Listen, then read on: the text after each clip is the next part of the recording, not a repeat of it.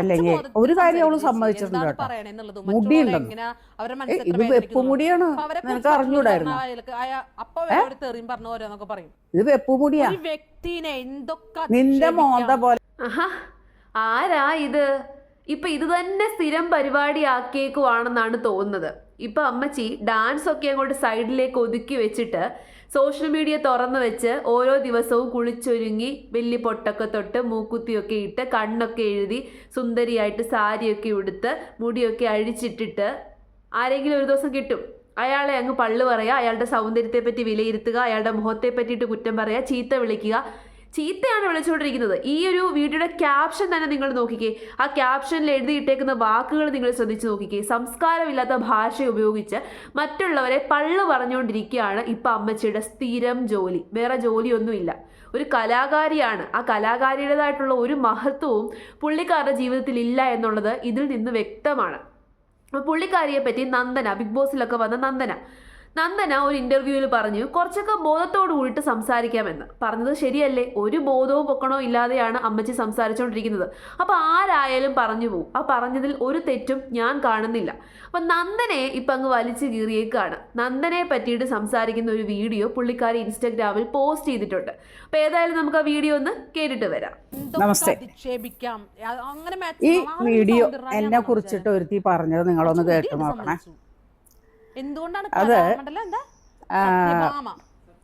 എന്റെ സൗന്ദര്യത്തിനെ കുറിച്ച്, അല്ലെങ്കിൽ ഒരു കാര്യം അവള് സമ്മതിച്ചിട്ടുണ്ട് കേട്ടോ, മുടിയുണ്ടെന്ന്. ഇത് വെപ്പുമുടിയാണ്, നിനക്ക് അറിഞ്ഞൂടായിരുന്നു. ഇത് വെപ്പുമുടിയാ, നിന്റെ മോന്ത പോലെ ലോറി കയറി ഇറങ്ങി മോന്താണ് എന്റെ. നിനക്ക് ബിഗ് ബോസിലൊക്കെ കിട്ടിയത് നിന്റെ സൗന്ദര്യം കണ്ടിട്ടൊന്നുമല്ല കേട്ടാ. ബിഗ് ബോസിൽ സൗന്ദര്യമുള്ളവർ ആരുണ്ട്? സൗന്ദര്യം ഒന്നും വേണ്ട. അതിനകത്ത് ചെല്ലുന്ന ഏത് പാർട്ടികളാണ്, ഏത് ലെവലിലുള്ള ആൾക്കാരാന്നൊക്കെ എനിക്കറിയാം കേട്ടാ. നീ പോയതുപോലെ ഇനി പോന്നല്ല ബിഗ് ബോസിൽ. നീയാണ് വലിയ സുന്ദരി.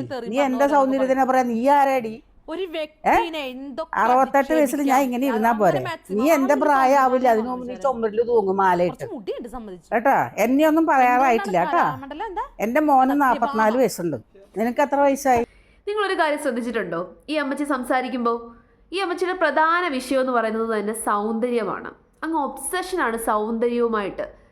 പുള്ളിക്കാരിയുടെ വിചാരം പുള്ളിക്കാരി അങ്ങ് ഏറ്റവും വലിയ സൗന്ദര്യധാമമാണെന്നാണ്. അതായത് കേരളത്തിൽ ജീവിച്ചിരിക്കുന്ന ഏറ്റവും വലിയ സുന്ദരിയായിട്ടുള്ള സ്ത്രീ പുള്ളിക്കാരിയാണെന്നാണ് പുള്ളിക്കാരിയുടെ വിചാരം.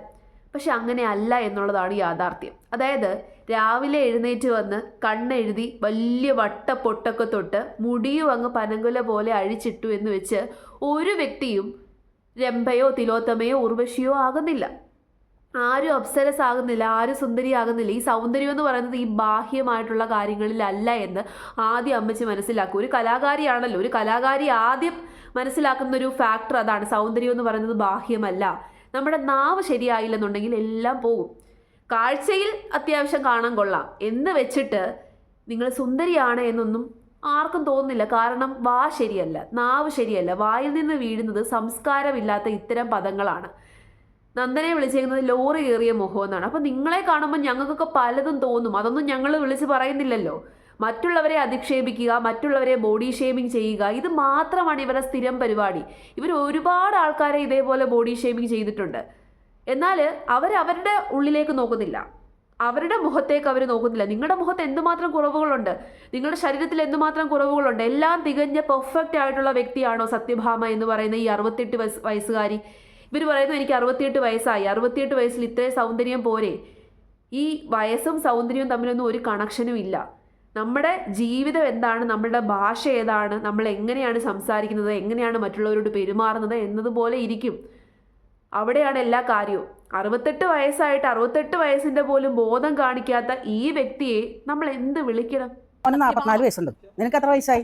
നിന്റെ പ്രായത്തിനൊത്ത നീ കളിക്കും.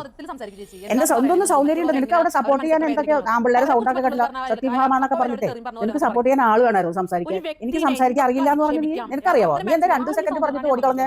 കുറച്ചൊരു 10-20 മിനിറ്റാണ് എന്നെ കുറിച്ച് പറയാത്ത എന്തായിരുന്നു? ഞാൻ സംസാരിക്കണം, നീ കേട്ടാ? എനിക്ക് സംസാരിക്കാറില്ലേ?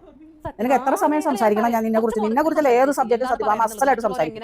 സ്റ്റേജിൽ കയറി നിന്നിട്ട് എന്താണ് സബ്ജക്റ്റ് എന്ന് എനിക്ക് അറിഞ്ഞാൽ മതി. ഞാൻ വെച്ച് അനത്തി വിടുന്ന ആളാ കേട്ടാ. അതിന് പ്രത്യേക കോച്ചിങ് ഒന്നും വേണ്ട, സാമാന്യം ബോധം മതി. അത് നീ ആദ്യം പോയി പഠിക്കും. നീ എന്നെ പറയാറായിട്ടില്ല കേട്ടല്ലടി. ഒരുത്തിയെ ഞാൻ കുറെ ദിവസം മുമ്പ് കൊടുത്തു, ഒരു സീരിയൽ നടി, അവൾ ഏതൊക്കെയാ യൂട്യൂബിൽ കിടത്തുള്ള ഒരുത്തി. അപ്പൊ അവള് അടുത്ത ഇന്റർവ്യൂവിൽ എന്നെ കുറിച്ച് പറഞ്ഞെന്താ അറിയോ, അല്ലെങ്കിൽ ആ സബ്ജക്റ്റിനെ കുറിച്ച് പറഞ്ഞെന്താ അറിയോ, നമ്മളെ പാരന്റ്സ് പറഞ്ഞിട്ടുണ്ട് എന്ത് പറഞ്ഞാലും മറുപടി പറയണം. കേരളക്കാരെ മൊത്തം എന്റെ കൂടെയാ, എല്ലാ കേരളക്കാരെയും എന്റെ കൂടെയുണ്ട്. അതല്ല നീയൊക്കെ പറഞ്ഞത് ഇട്ടിട്ടാ ഞാൻ ഇത് ഇടണത്, ഞാൻ സംസാരിച്ചത് ഇടുന്നത്, നീ എന്നെ പറഞ്ഞത് കൂടി ഞാൻ ഇടും എന്നിട്ടിടുന്നേ. അപ്പൊ കേരളക്കാരെ അംഗീകരിക്കണമെങ്കിൽ അംഗീകരിച്ചാൽ മതി. എനിക്ക് ഇഷ്ടം പോലെ സപ്പോർട്ട് ഉണ്ട്. നീ എന്റെ ഫോളോവേഴ്സിനെ ഒന്ന് നോക്ക് എത്രയുണ്ടോ. ഞാൻ 1 വർഷം പോലും ആയിട്ടില്ല തുടങ്ങിയിട്ട്, മനസ്സിലായില്ല. നീ എന്നെ പറയാറായിട്ടില്ല. ഈ ലോറി കയറി ഇറങ്ങിയ മോന്റെയാണ് നിന്റെ. എല്ലാവിധ ബോധത്തോടെയാണ് ഇവർ സംസാരിക്കുന്നതെന്നാണ് ഇവർ സ്വയം പറയുന്നത്. പക്ഷെ ഇവർക്ക് ഒരു ബോധവും ഇല്ല. ബോധം എന്ന് പറയുന്നത് ഇവരെ തൊട്ടുപോലും നീട്ടിയിട്ടില്ല. ഇവരൊരു കലാകാരിയാണ്. ഇവരുടെ കീഴിൽ ഒരുപാട് പെൺകുട്ടികൾ നൃത്തം പഠിക്കുന്നുണ്ട്. ഇവർക്ക് ശിഷ്യന്മാർ ഒരുപാട് പേരുണ്ടെന്നാണ് പറയുന്നത്. അപ്പോൾ മറ്റുള്ളവർക്ക് അറിവ് പകർന്നു കൊടുക്കുക എന്ന് പറഞ്ഞു കഴിഞ്ഞാൽ അത് ഏറ്റവും മഹത്വപൂർണ്ണമായിട്ടുള്ളൊരു കാര്യമാണ്. ഒരു കലാകാരി എന്ന് പറയുമ്പോൾ തന്നെ നമ്മൾ അവരെ വളരെ ബഹുമാനത്തോടു കൂടിയിട്ടാണ് കാണുന്നത്. കാരണം ഈ കല എന്ന് പറയുന്നത് ദൈവത്തിൻ്റെ ഒരു അനുഗ്രഹമാണെന്നാണ് നമ്മളെല്ലാവരും ധരിച്ചു വെച്ചിരിക്കുന്നത്. അങ്ങനെയാണ് പണ്ട് മുതലേ. അപ്പോൾ കലാകാരിമാരെയൊക്കെ നമ്മൾ വളരെ ബഹുമാനത്തോടു കൂടി നോക്കി കാണുന്നവരാണ്. അസൂയയോട് കൂടിയിട്ട് പലരും നോക്കി കാണുന്നുണ്ട്. അപ്പോൾ അങ്ങനെ ഒരു വ്യക്തി ഇവർ ബഹുമാനത്തിന് അർഹയാണോ എന്ന് നിങ്ങൾ തോന്നുന്നുണ്ടോ? അവർ വായിൽ നിന്ന് വരുന്ന വാക്കുകൾ നിങ്ങളൊന്ന് ശ്രദ്ധിച്ചു നോക്കിക്കേ. ദുഷിച്ച രീതിയിലുള്ള വർത്തമാനമാണ്, വാക്കുകളാണ് അവർ ഉപയോഗിച്ചുകൊണ്ടിരിക്കുന്നത്. ഇങ്ങനെ ഒരു വ്യക്തി അറിവ് പകർന്നു കൊടുക്കാൻ പോലും യോഗ്യത ഇല്ലാത്തയാളാണ്. അറിവ് പകർന്നു കൊടുക്കുമ്പോൾ നമ്മുടെ മനസ്സ് അത്രയും മഹത്വമുള്ളതായിരിക്കണം. നമ്മൾ നന്മയുള്ളവരായിരിക്കണം. മറ്റുള്ളവരെ ബഹുമാനിക്കുകയും സ്നേഹിക്കുകയും ചെയ്യുന്നവരായിരിക്കണം. നമ്മൾ തെറ്റ് ചെയ്തു കഴിഞ്ഞാൽ സോഷ്യൽ മീഡിയയിലൂടെ ഇതുപോലെ വന്നിരുന്ന് പള്ളു പറഞ്ഞു കഴിഞ്ഞാൽ പലരും നമ്മളെ വിമർശിക്കാനുണ്ടാകും. ആ വിമർശനത്തെ വിമർശനമായിട്ട് ഏറ്റെടുക്കാൻ പോലുമുള്ള മനസ്സ് പുള്ളിക്കാരിക്കില്ല. പുള്ളിക്കാരിയുടെ വിചാരം പുള്ളിക്കാരി ഒരു ഉർവശി, ഈ അപ്സരസിൻ്റെ കൂട്ട് അത്രയും സുന്ദരിയാണ്, എന്നെ ആരും വിമർശിക്കാൻ പാടില്ല, ഒരിക്കലും വിമർശനാതീതയാണ് ഞാൻ, ഒരു വിമർശനം പോലും എന്നെ നടത്താൻ പാടില്ല, എൻ്റെ സൗന്ദര്യത്തെ എല്ലാവരും പുകഴ്ത്തണം, എന്നെ എല്ലാവരും പുകഴ്ത്തണം എന്ന് പറഞ്ഞു കഴിഞ്ഞാൽ നടക്കത്തില്ല. ആരും ആരെയും പുകഴ്ത്താനൊന്നും വരത്തില്ല. നിങ്ങൾ ഈ സോഷ്യൽ മീഡിയ തുറന്നു വെച്ചിട്ട് വായി തോന്നിയ വൃത്തികേടുകൾ വിളിച്ച് പറഞ്ഞു കഴിഞ്ഞാൽ ആരും നിങ്ങളെ പുകഴ്ത്താൻ പോകുന്നില്ല. ഇവർ പറയുന്നു ഇവർ ഇൻസ്റ്റാഗ്രാം തുടങ്ങിയിട്ട് കുറച്ച് നാളായുള്ളൂ, ഒരുപാട് ആൾക്കാർ എന്നെ ഫോളോ ചെയ്യുന്നുണ്ട്. ഈ ഫോളോ ചെയ്യുന്ന ആൾക്കാരൊന്നും നിങ്ങളുടെ മഹത്വമുള്ള കാര്യങ്ങൾ കാണാൻ വേണ്ടിയിട്ടല്ല ഫോളോ ചെയ്ത് വെച്ചേക്കുന്നത്. നിങ്ങൾ ഈ പറയുന്ന പള്ളു കേൾക്കുമ്പോൾ അവർക്കൊരു രസം. നിങ്ങളിങ്ങനെ വായി തോന്നിയ കോതയ്ക്ക് പാട്ടെന്ന് പറഞ്ഞുകൊണ്ട് തോന്നിവാസം പറയുമ്പോൾ ചീത്ത വിളിക്കുന്നത് കേൾക്കാൻ വേണ്ടിയിട്ട്, അതൊരു രസമായിട്ട് കേൾക്കാൻ വേണ്ടിയിട്ട് മാത്രമാണ് ആൾക്കാർ ഇവരെ ഫോളോ ചെയ്തേക്കുന്നത്, അല്ലേ? അല്ലാതെ നിങ്ങളുടെ മഹത്വമുള്ള ഒന്നും കാണാനല്ല ആൾക്കാർ നിങ്ങളെ ഫോളോ ചെയ്തേക്കുന്നത്. നിങ്ങൾക്ക് അങ്ങനെ എന്തെങ്കിലും ഒരു മഹത്വമുള്ളതായിട്ട് ഉണ്ടെന്നും തോന്നുന്നില്ല. നാവെടുത്തു കഴിഞ്ഞാൽ മറ്റുള്ളവരെ ബോഡി ഷെയ്മിങ് ചെയ്യുക, അവരുടെ കുറവുകളെ പരിഹസിക്കുക, അവരെ മോശമായിട്ട് ചിത്രീകരിക്കുക, അനാവശ്യം പറയുക, അതല്ലാതെ നിങ്ങൾ എന്താണ് ചെയ്തുകൊണ്ടിരിക്കുന്നത്? നിങ്ങൾ ഈ സമൂഹത്തിന് എന്ത് മഹത്വമുള്ളത് പകർന്നു കൊടുക്കുന്നു എന്നാണ് നിങ്ങൾ പറയുന്നത്?